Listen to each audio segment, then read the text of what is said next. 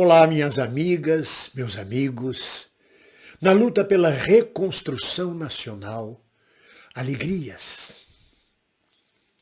Minhas amigas e meus amigos, eu vou narrar para vocês passagens da minha vida e da minha percepção sobre o mundo que eu nunca conversei antes com ninguém. A começar pelo título deste vídeo, o político e o espiritual. Por que não é um político e o religioso? Porque eu não vou tratar de religião, e sim de espiritualidade. Do que é sobrenatural, do que o que está além da nossa compreensão. Como diria Shakespeare, há mais coisas entre o céu e a terra do que supõe a nossa vã filosofia. Eu chego aos 75 anos de idade, depois de ter vivido muito, depois de ter tido certezas absolutas sobre tudo na face da terra, e ver estas certezas desmoronarem, eu chego aos 75 anos repetindo Shakespeare. Há mais coisas entre o céu e a terra do que supõe a nossa vã filosofia. Na década de 70 e meados da década de 70, nós tínhamos em Salvador, na Bahia, um comitê de cultura do Partido Comunista, na clandestinidade. Era um comitê grande. Dele fazia parte eu, minha mulher Doia, o poeta e compositor José Carlos Capinã e vários outros intelectuais da Bahia. E analisando bem a situação da Roma Negra, que assim chamamos Salvador, a maior cidade negra do Brasil, percebíamos no meados da década de 70 que os negros não tinham nenhuma influência política na sociedade baiana, que a autoestima dos negros era muito baixa. Sempre elegiam caciques brancos. Não conseguiam sequer eleger alguém da sua etnia. Não conseguiam ter voz. Os afoxés, que são blocos de carnaval do povo de Candomblé, e não exatamente um bloquinho ou um blocão que sai pelo meio da rua, estavam morrendo, estavam praticamente desaparecendo, não tinham espaço na sociedade baiana. A dramaturgia de negros não existia, embora existisse, mas ficava lá embaixo, no underground, ninguém tocava nesse assunto. E assim por diante. E o que era feito louvando a cultura negra na música era feito por brancos, por Vinícius de Moraes, por Toquinho, por vários outros. Um homem como Batatinha, um negro como Batatinha, conseguia, quando muito, uma ou outra música gravada pela Bethânia, todo mundo vai ao circo, menos eu, menos eu. Coisas desse tipo. Então nós decidimos, numa visão paternalista, de cima para baixo, na limitação do tempo, e no vanguardismo dos comunistas, que era preciso fazer um trabalho junto à comunidade negra, para levantar a autoestima. Estávamos 30 anos, talvez, na vanguarda, 30 anos à frente do que viria a acontecer depois. Hoje, a Roma Negra, a cultura negra, existe na Bahia. Tem ponta de lança na luta contra o racismo. Os afoxés, os blocos, todo esse processo hoje é viável. Mas há 50 anos atrás era impossível. Mas nós achamos que era possível. E cada um de nós foi encaminhado para um setor da cultura negra, da vida negra. Um ficou incumbido de trabalhar junto com a dramaturgia dos negros. Outro ficou incumbido de cuidar dos afoxés e dos blocos afros. E a mim coube o candomblé. De alguma forma, trabalhar com o pessoal de candomblé e ver como é que levantava a autoestima e como é que inseria isto numa cultura dominante na Bahia. E lá fui eu trabalhar com candomblé. E aconteceu justamente o contrário. Em vez de trazer o candomblé para o Partido Comunista, o candomblé me levou até ele. Acabei me iniciando no culto afro-brasileiro. Isso no terreiro de Mãe Marcelina de Oxum, Mãe Marsum de Ondina. Eu dou como referência para que os baianos saibam, para que tenham origem a minha iniciação.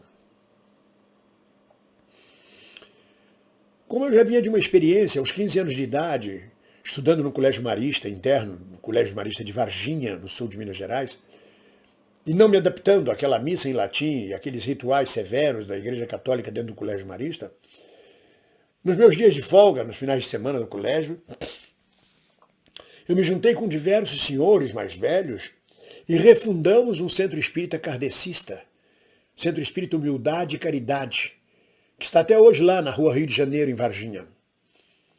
Como eu era menino, eu não podia assumir a diretoria, mas assumi a chefia da Mocidade Espírita, do Centro Espírita Humildade e Caridade. E me iniciei muito na literatura, na filosofia kardecista. Tomei conhecimento dessa filosofia, que as coisas vão passando na vida da gente. Como mais tarde tomei conhecimento da cultura afro-brasileira. E depois de 16 anos na Rede Record de televisão, muito próximo da Igreja Universal, muito próximo dos neopentecostais, tomei conhecimento do Evangelho de Cristo. Porque isso não me foi dado nos maristas. Naquela época, década de 60, era uma igreja repressora e pervertida, com os irmãos com abusos sexuais que me faziam ter nojo e horror da Igreja Católica, dentro do Colégio Marista de Varginha. Não posso falar mais nada do que isso, porque seria uma afronta, porque a maioria dessas pessoas que eu poderia denunciar já morreram e vida que segue. Vida que segue. Mas a verdade é que também, dentro da Record, aprendi muito sobre o Evangelho. E aí fiquei com uma visão muito grande. A guerra do Vietnã, na década de 70, no início da década de 70, nos trouxe toda uma cultura oriental. O incenso, a maconha, a macrobiótica, espalhou-se pela sociedade através dos soldados americanos que vinham do Vietnã e do fato do Extremo Oriente, da Ásia, chamar a atenção da gente. E com isso veio também o budismo, a compreensão do budismo, da filosofia budista, onde de alguma forma no dia a dia a gente é iniciado. Estão vendo o quadro holístico que está se formando. E é dentro deste quadro holístico que eu fui formado. Dentro do marxismo-leninismo religioso do Partido Comunista, porque afinal trata-se de uma religião. Eu vivi uma religião dentro do Partido Comunista. Um Partido Comunista stalinista era profundamente religioso. Deus era Marx, o capital era a Bíblia, os dirigentes eram os sacerdotes e bispos, e os fiéis eram os militantes. É a mesma estrutura de uma religião, com dogmas. E com objetivos muito claros, como camarada tem que ser assim, camarada tem que pensar assim, o camarada não pode pensar de outra forma. Se pensar de outra forma é pequeno burguês, se pensar de outra forma é reformista, e assim por diante. Muito similar ao discurso e à narrativa dos neopentecostais. Jesus é o único salvador, se você sair de Jesus não tem salvação. Porque toda narrativa, seja ela religiosa, espiritual, seja ela política, leninista, seja ela sobre flores, sobre jardinar, é uma narrativa política. É uma narrativa de classe. Ela denuncia uma origem de classe. E além de não denunciar a origem de classe, denuncia a sua origem política. Não tem para onde correr. Então, quando esse título desse vídeo é Política e Espiritualidade, não Religiosidade, porque não se trata de religião. Eu quero falar sobre espiritualidade. Na década de 70, havia a teologia da libertação, criada por João XXIII, por Paulo VI, no Concílio Vaticano II. Esta teologia da libertação deu origem a vários padres e sacerdotes marxistas que trabalhavam com a espiritualidade do povo nas comunidades eclesiais de base, dando orientação política, dando consciência a eles. Diferente dos pastores neopentecostais, que não dão consciência política às suas bases, que transformam eles em gado e dizem Jesus salva e o comunismo é mau. Era o contrário.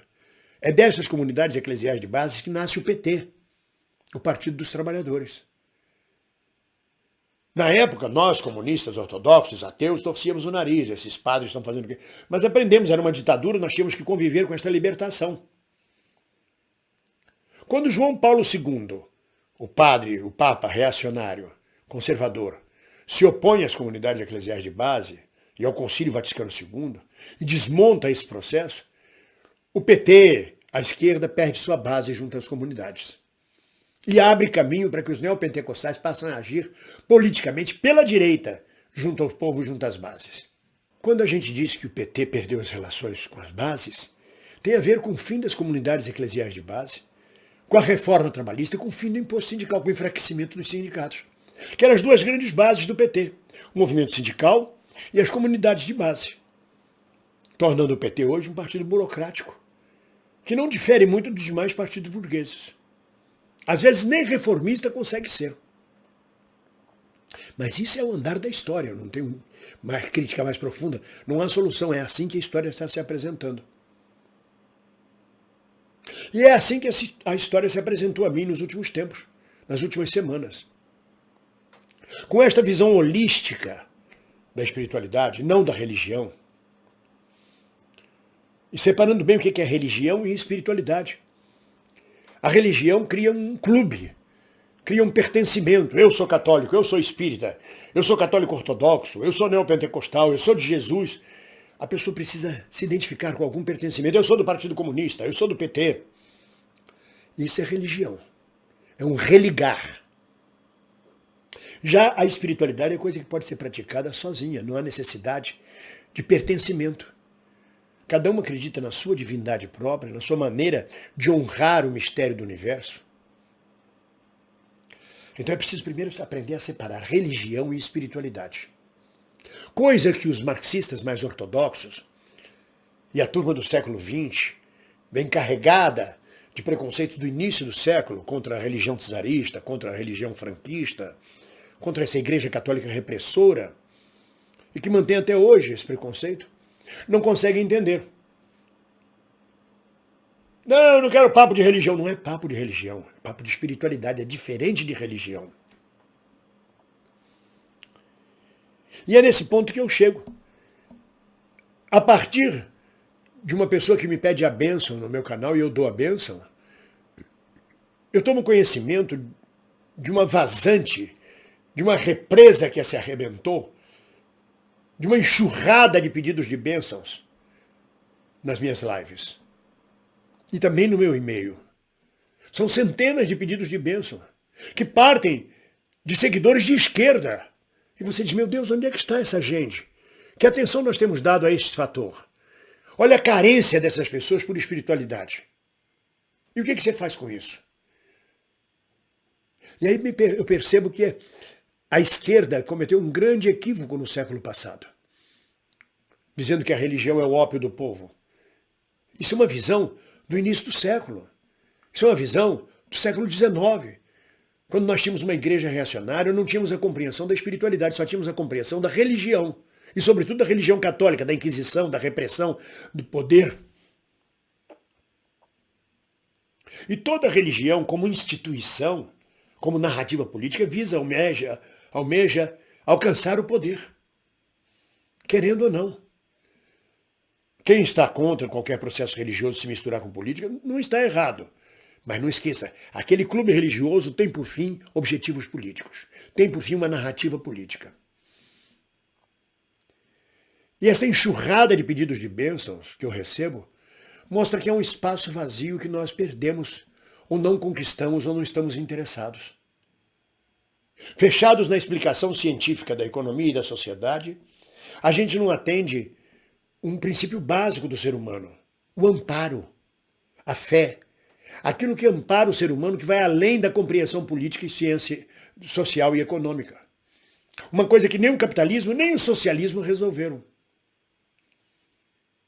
Como resolver essa contradição do ser humano, que tem um senso crítico sobre as coisas, que observa o mistério da vida no dia a dia, e não sabe explicar certas coisas misteriosas que a ciência ainda não explicou, e que quando explicar sempre haverá mais e mais perguntas misteriosas sobre o mistério que é viver. E a gente, de alguma forma, abandona essa espiritualidade. E eu sou surpreendido. Eu fico profundamente surpreso. A quantidade de pedidos de bênçãos. E eu não estou trabalhando em função de nenhuma religião. Estou trabalhando de uma forma holística, aberta. Eu lamento não ter tido ainda conhecimento de Maomé, dos muçulmanos, do Alcorão, para também juntar isso na minha sabedoria espiritual. Mas o budismo e o hinduísmo chegam a nós depois da Guerra do Vietnã.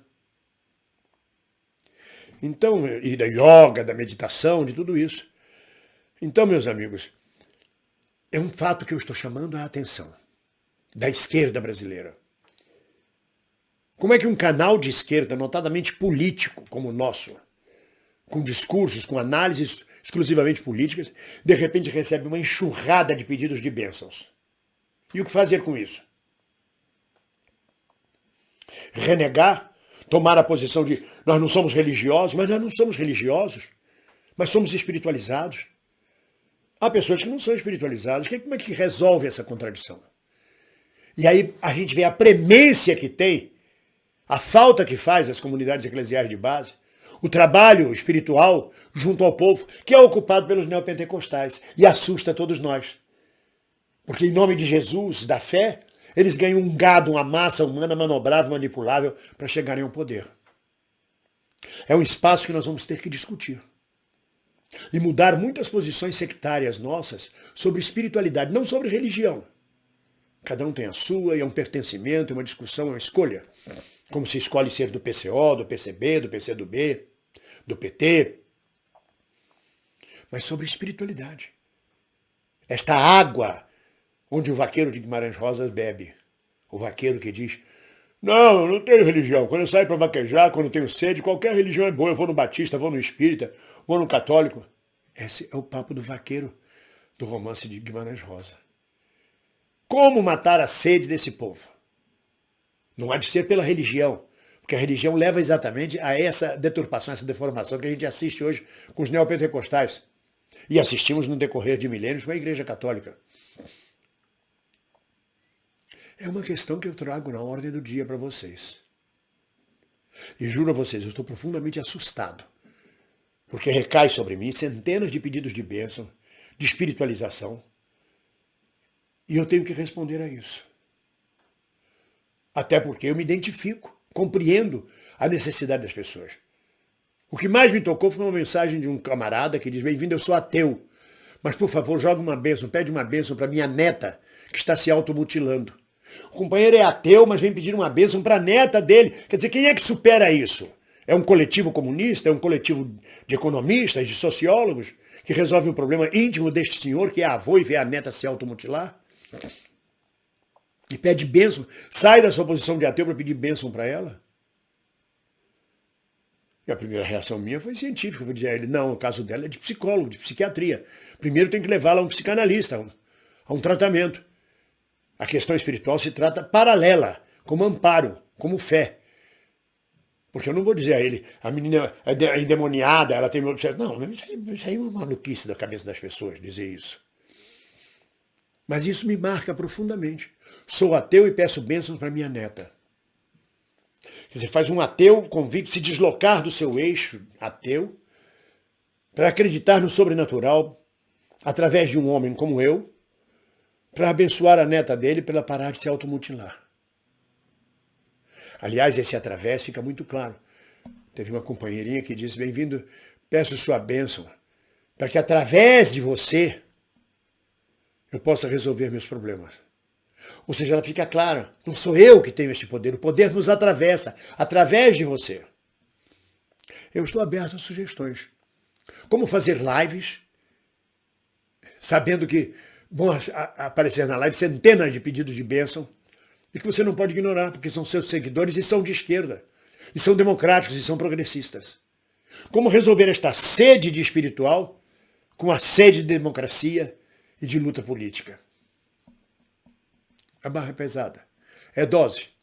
E ainda temos que enfrentar o preconceito de muitos companheiros que ainda estão lá no início do século XX dizendo religião é o ópio do povo, não tem papo, para com essa coisa chata, para com esse negócio de bênção. Não é assim. É um fenômeno estranhíssimo que ocorreu, que está ocorrendo e que eu estou observando. E estou trazendo na ordem do dia para discussão. Continuamos na nossa luta pela reconstrução nacional, sem abrir mão da política. E compreendendo que toda narrativa é sempre política, tem sempre uma origem de classe. No mais, um grande abraço. Ninguém solta a mão de ninguém.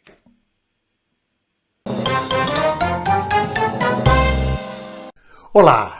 Você gostou deste vídeo? Então inscreva-se no nosso canal. E sempre que acabar de assistir um vídeo nosso, toque no sininho. Assim você será notificado sempre que houver um novo vídeo postado.